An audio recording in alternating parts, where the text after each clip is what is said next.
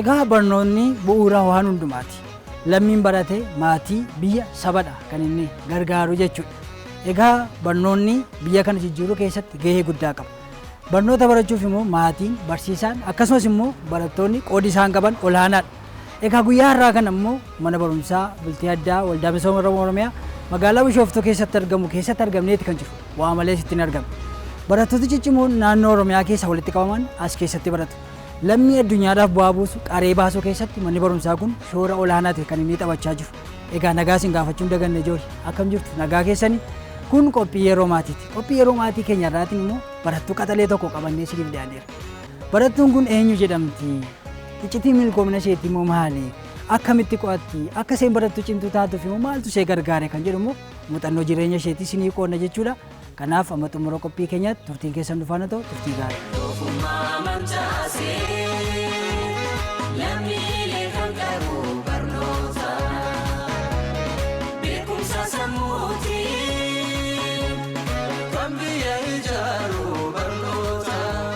Maqaan koo Diboraa Dirribaa jedhama. Kan inni irraa dhufe godina Shawaa Kaabaa magaalaa Sandaafaa bakkeerraadha. Kan inni barachaa ture mana barumsaa Gaara Gurii sadarkaa 1ffaa fi 2ffaa ture. Waldaa Misooma Oromiyaa eegan dhufe waggaa 2ffaa kootidha. Ani kutaa Gajjallaadhaa keejjudhaa kaasee aga elementarii fixee gara mana barumsaa kanaatti dhufutti barattuu cimtuu barsiisotas ta'ee barattoota wajjin walitti dhufeenya gaarii kan qabu barumsa koo irrattis qabxii narraa eegama jedhee yaadu maatiinis narraa eegu kan fidaa turedha.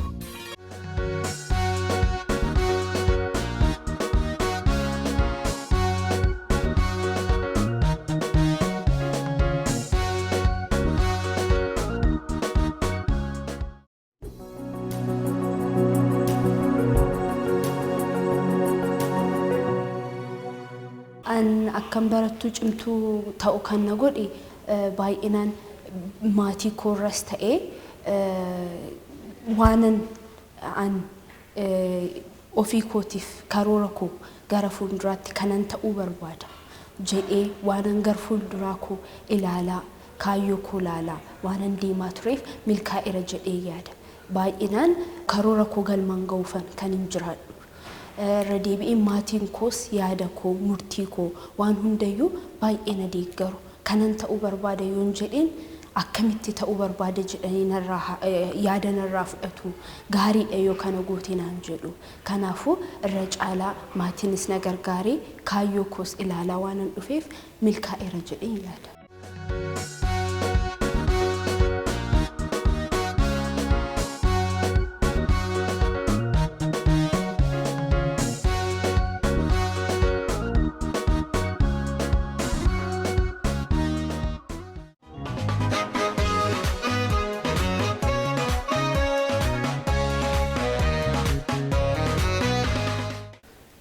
Fagoo waan ta'eef yeroo ganamaa nanan hirribaa ka'u chi barfadheen galgalas kan nuti gara manaatti deebinu galgala yeroo nuti qabnus yeroo itti hojii manaa hojjennee yeroo itti qo'annee deebinu waan ta'eef yeroo firii jedhamu baay'ee hin qabu.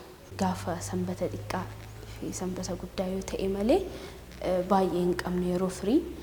Mana barumsaa keessatti immoo barattoota hiriyoota keenya waliin yeroo itti wal arginu saatii boqonnaa qofadha. Kana malee yeroo dheeraasaa barumsa irradha kan nuti dabarsinu. Akkas ture kan hin dabarsaa ture.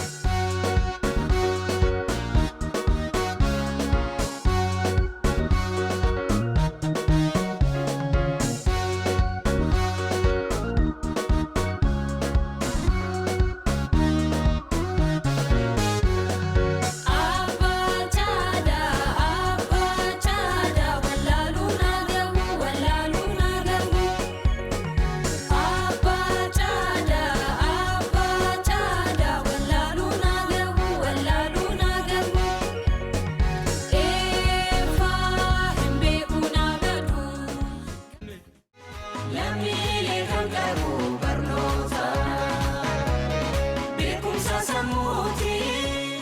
bultee addaa waamaa'oo mana barumsaa innaa gara kana gallu barattoota hunda waliin beeknu. Godina adda addaa maqaan keenya iyyuu Oromiyaa xiqqittii jedhamee waamama. Oromiyaa xiqqittiitti innaa nuti dhufnu bakka waan waliin beekneef sodaan tureera. Irra deebi'ee barattoonnis baay'ee potentiaalii guguddaa warra qaban waan tureef gara innaa dhufu xinnoo sodaadheen ture. Garuu yeroo keessa wal gargaaruu jira. Yaada walii kennuu jira. Waan baay'ee waan jiruuf baay'een natti tole. Kaanirra barumsa qulqullina qabu. Hojiidhaan kan deeggarame.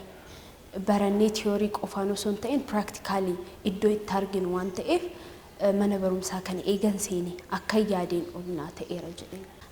Barattoonni keenya hundi keenya iyyuu waan ta'uu barbaannu irratti nuti baay'inaan hojjennu. Wal dorgommii barattoonni qabxiidhaaf osoo hin ta'in beekumsaaf baranna mitiiree hundi keenya iyyuu garuu qabxii irratti teest godhamna waan baranne hamma beeknu waan ta'eef achirrattis fookasaa godhan malee baay'inaan qabxiidhaaf fi miti kan isaan baratan irra caalaa beekanii waan tokko hojiirra oolchuudhaaf amma baayoloojii barannee piraaktikaalii laabii garlee hojiirra innaa oolchinu projektii nu kenname successful godhuudhaaf kan nuti baay'ee baranna. Garuu wal gargaaruunsaa baay'ee jira. Ani amma waan naan gallee fi waan hin beekne barataa galee fi barataa beekutu kan anaan na gargaaru. Wal deeggarsa guddaatu jira.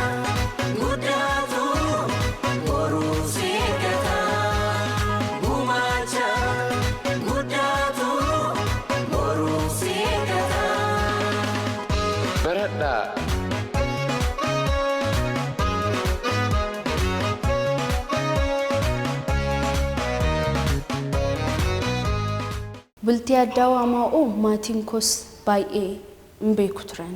Ana duras obboleettiin koo isheen guddoon yaadaas dhufuu baay'ee guddaa qabdi turte. Waa'ee waamaa'oo inaasa'ama barattootni ciccimoota achi galu jedhu turani. Atis akkas ta'uu qabda jedhee maatiin waan baay'ee natti haasa'aa ture. Kanarraa ka'uudhaan anis yaadaas dhufuu kaka'umsa qabaadhee qormaata isaa qoramee gara kana dhufe. Akkuman yaades barattoonni baay'ee ciccimoo fi sammuu taalentii guddaa qaban argeera mooraa kana keessa eegan galee.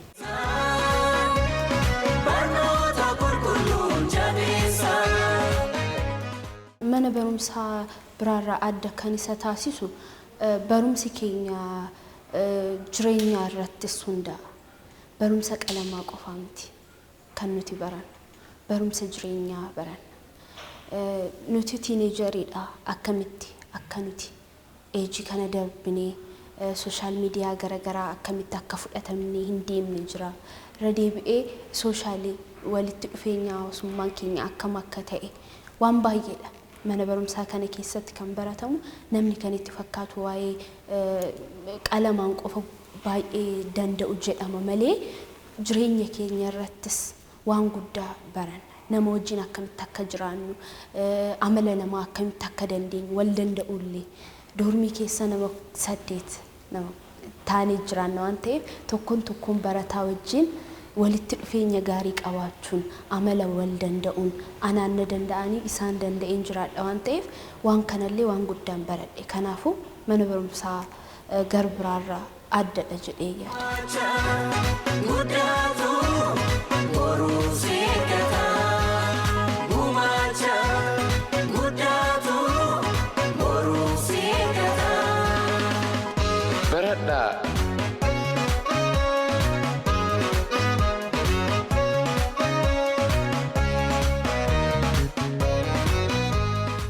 Maatirraa fagaachuun xinnoo nama dhibaa jalqaba irratti. Garuu eega baraa dhufnee booda maatii lammaffaa arganneen as keessatti jechuudha. Ani yeroo hundaa waan namaafis haasa'u yoo jiraate maatii warreen nyaata nu hojjetan warreen haadholii keenya jechuudha.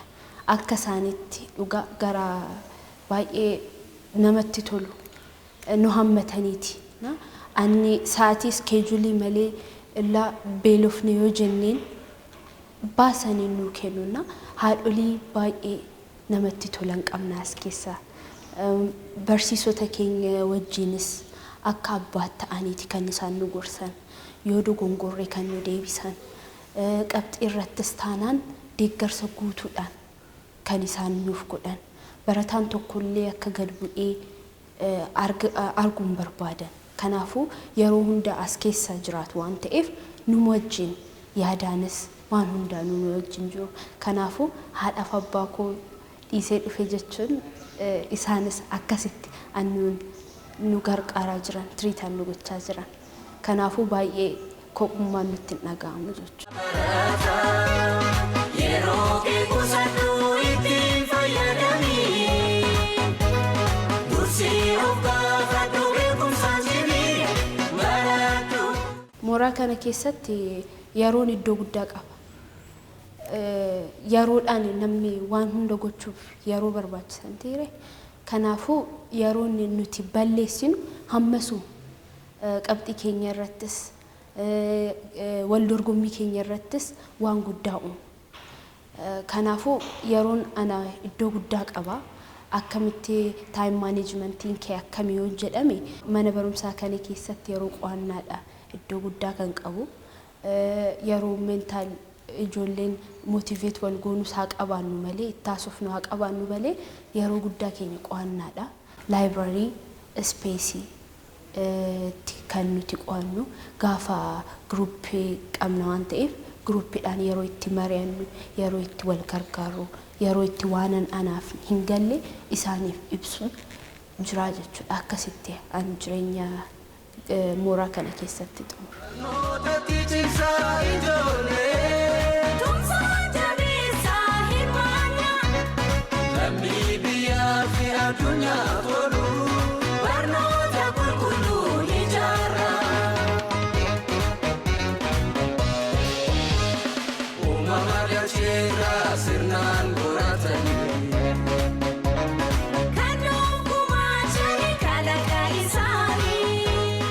Kan nuqachiisaa ture abbaa koodha.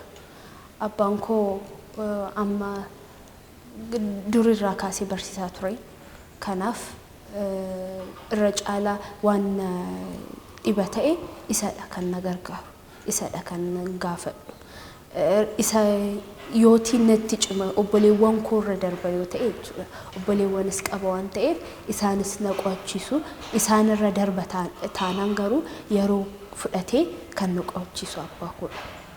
Akkuma isinitti himee hordoffiin isaanii jalqabaa kaasee nuti yeroo keenya baay'ee kan nuti dabarsinu mana barumsaa irraa deebinee taanaan isaanidha kan waan barachaa oolle kan nu gaafatu abbaa keenyadha. Akkamitti maalni waan si dhibee jiramoo maal si gargaaru kan naan jedhu isadha. Kanaafuu mana barumsaa irraa gaaf deebinee waan barachaa oolle kan gaafatee nu qo'achiisu abbaa keenyadha. Maatiin koo irra caalaa kan isaan na jajjabeessan yaada koo fudhachuu irra deebi'ee immoo yaada nan yaadi yoo sirrii ta'e itti fufi yoo sirrii hin taane immoo deebi'i kun gaarii miti jedhanii karaa natti agarsiisudha baay'inaan. Garuu yaada koo na harkaa reject godhanii hin beekan. In ta'uunaan jedhanii hin beekan. Yaada kana maaf akka hin taane akkamitti akka hin taane na hubachiisu malee yaada koo baay'inaan hin fudhatu jedheen yaada.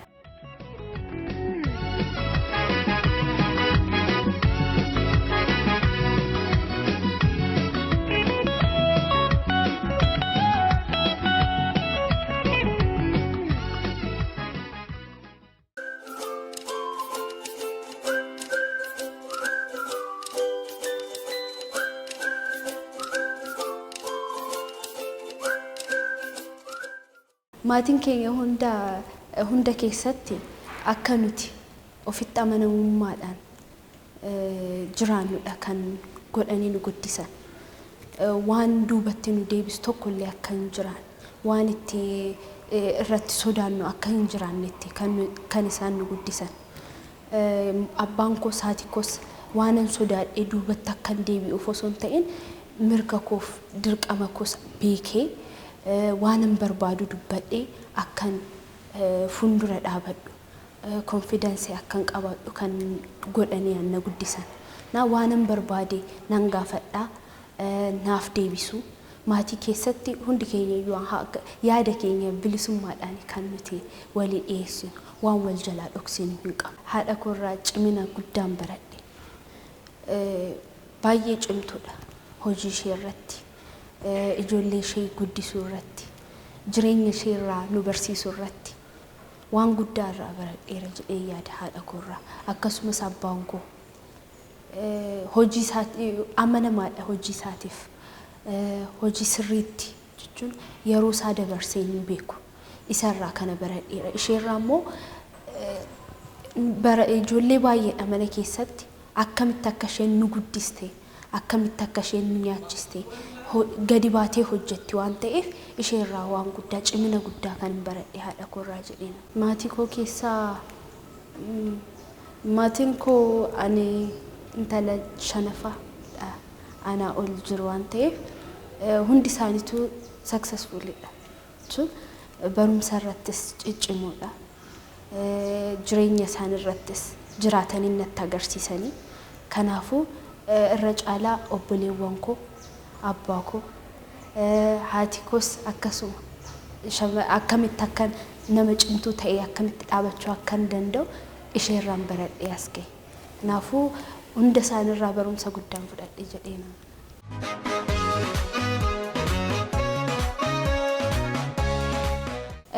Ani barattuu French baradha. French aadaa isaanis afaan isaanis waan hin jaaladhu dhufanii kan hin filadhe French barachaa ture. Irra caalaa immoo kaayyoo koo gara fuulduraa wajjin kan wal qabatu ani qabu kennaan ani qabu jechuudha. Nama gorsuun baay'ee natti toladha. Irra caalaa jechuudha.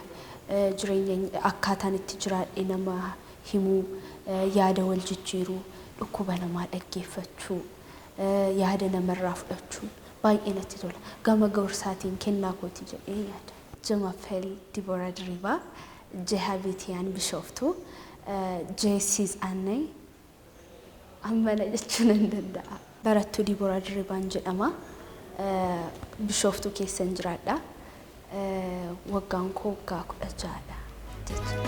Biyyaa fi addunyaa jijjiiruuf barataa gumaacha guddaatu boruu seegataa gumaacha guddaatu boruu seegataa. Baradhaa.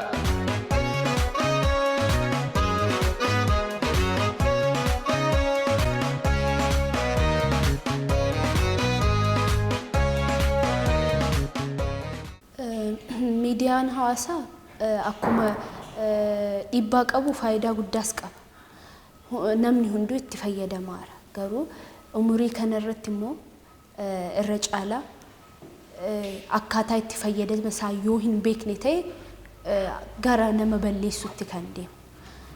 Kanaaf akkamitti itti fayyadamuu qabu kan jedhuuf barattoonni waan barataa jechuun waan jireenya isaarraa baratee wantoota naannoo isaarraa jiru an baratudha jennee mitiire kanaafuu waan isa fayyaduu fi kan isa fayyadne gargar baasee osoo itti fayyadamee miidiyaa hawaasaas gara itti fayyadama isaa jireenya isaa wajjin wal qabsiisee osoo itti fayyadamee.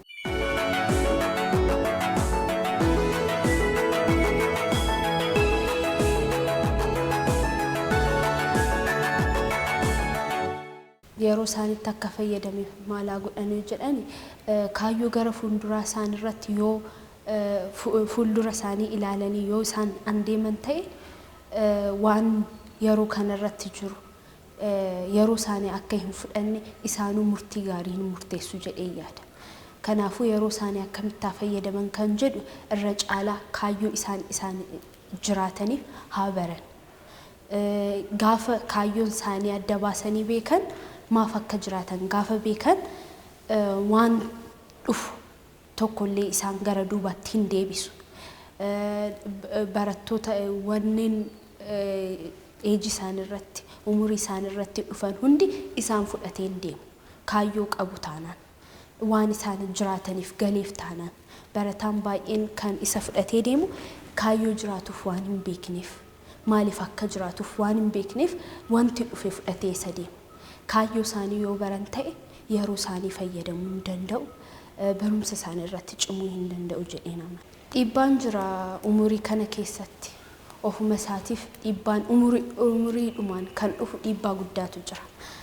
Dhiibbaa kana dandamatanii keessaa bahuudhaaf akkuma dura dubbadhe kaayyoon isa tokko ta'ee osoo jiru garuu yaada isaanii akkamitti yaadduun sammuu isaanii keessa jiru maal akka ta'e beekuu qabu. Maaf akka jiraatan beekuu qabu. Akkamitti akka jiraatan beekuu qabu. Wanti tokko akkuma dhufeen isaan fudhattee deemuu hin qabu. Irra caalaatti shamarranis jireenya isaanii irratti ani gama kootiin waan dhufe hunda na fayyadamuu nan fayyadu jedhee tanani kan ilaalee gara jireenya kootti fidu. Hundi isaaniitu waan isaan fayyadu jireenya gara fuulduraa isaaniitiif maaltu akka fayyadu baranii osoo isarratti murteessanii jiraatanii wayya jedheen amana. Waan dhufe hunda gara jireenya keenyatti fudhanne jechuun akkasuma innis akkuma nuti waanuma hunda fudhanne innis nu fudhatee deemu waan ta'eef yeroonis nu fudhatee deemu umuriinis nu fudhatee deemu. Kanaafuu ejjennoo qabaachuu qabna jedheen amana. Ejjennoo keenyaan jiraachuu qabna.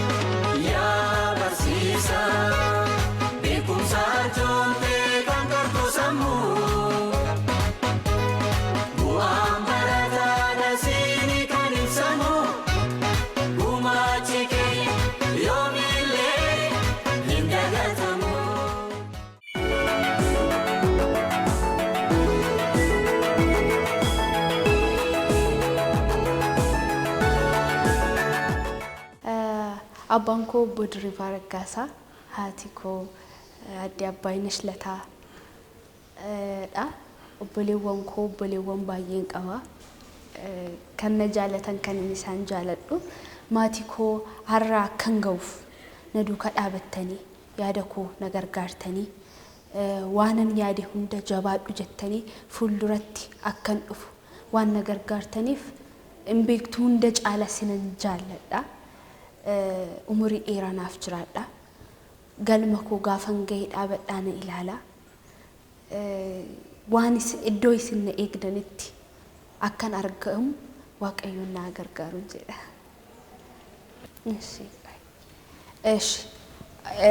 Naannoo